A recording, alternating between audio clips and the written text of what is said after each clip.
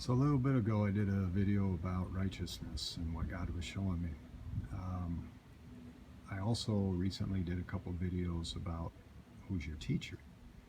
And this video kind of ties them together because who your teacher is and whether you practice righteousness or not is intertwined. Because if you are taught by the right person, you will have righteousness. If you're not, you won't. I talked about a place that I used to work. Actually, there's two different companies I worked for, one for a really short period of time. And in both cases, they promote themselves as being ethical and a lot of other things, professional, etc. But the problem I had with both firms is unethics.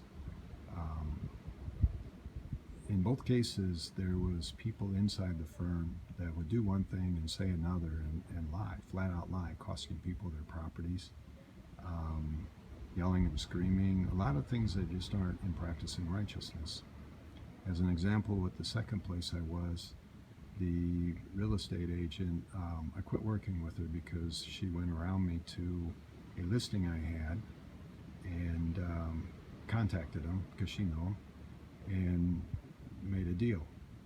She knew I had a listing, and I could probably flaunt it or whatever, but it wasn't worth it. So I just made up my mind. Okay, if you're gonna be unethical like that, I won't work with you no more.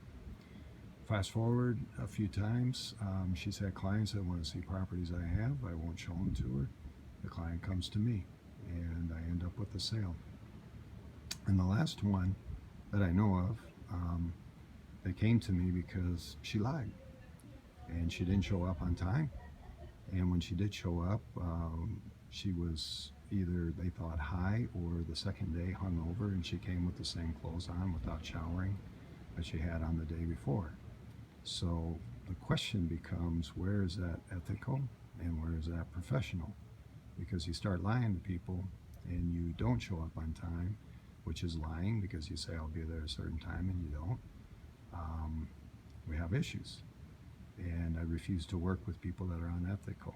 And I've gone through 3 different relationships like that. The last one, kind of costly because it was a bigger development that I was doing the sales for. And we had an issue because one of the owners didn't want to do things with ethics. He was saying one thing and doing another, and had some big issues with the HOA and the development with the people that I'm selling. And I wouldn't do that to the people I would sell to. And when I brought it to his attention, instead of saying, you know what, you're right, I got to do things right, he got mad and upset and yelled and screamed and carried on like a madman. So needless to say, he said, I don't want you working for me anymore. And I said, well, that's good because I don't want to sell for you no more. And we shook hands and parted ways.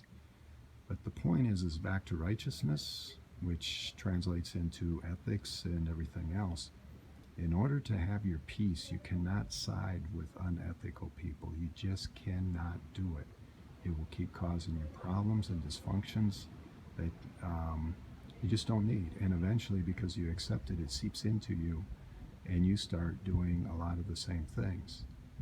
You got to keep Satan and his ways at bay, always.